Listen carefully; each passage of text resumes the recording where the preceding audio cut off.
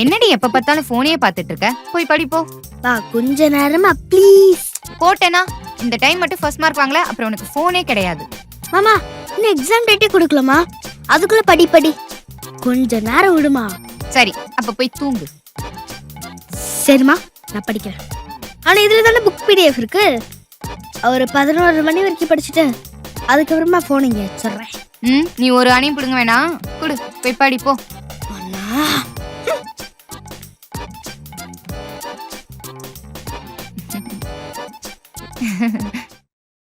மா என்னடி போன் வேணும்னு கேட்டு வாங்கிருக்கலாம்ல.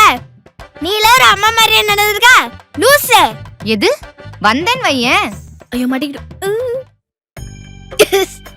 ஐயோ ஐயோ.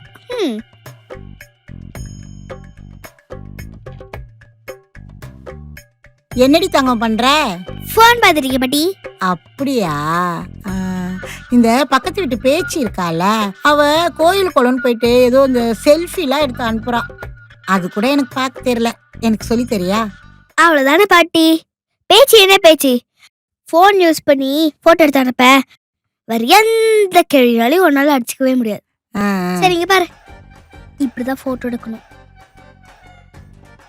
இப்படி எடுத்து இந்த மாதிரி அனுப்பணும். அவ்வளவுதான். அவ்வளவுதானா? அறிவு தங்கம் உனக்கு. அப்புறம் ஏதோ இந்த இன்ஸ்டாகிராம் ஃபேஸ்புக்லாம் சொல்றாங்களே, அந்த வாட்ஸ்அப் அதெல்லாம் கொஞ்சம் சொல்லி தெரியா? அவ்வளவுதானே. இங்க பாருங்க, இந்த மாதிரி இன்ஸ்டாகிராம் ஓபன் பண்ணோம்னா இந்த மாதிரி நிறைய ரீல்ஸ்லாம் பார்க்கலாம். இந்த ரீலுக்கெல்லாம் நீ கமெண்ட்டு லைக்லாம் போகலாம். வாட்ஸ்அப்பு இதோ பாருங்க, இதான் வாட்ஸ்அப்பு. வாட்ஸ்அப்புக்குள்ளே போனால் இந்த மாதிரி நிறைய பேருக்கு மெசேஜ் பண்ணலாம், அப்புறம் ஃபோட்டோ கூட எடுத்து அனுப்பலாம். ஐயோ நீ பெரியவளானா பெரிய ஜீனியஸா வருவேன். குடு பாட்டி பார்க்கட்டுமா?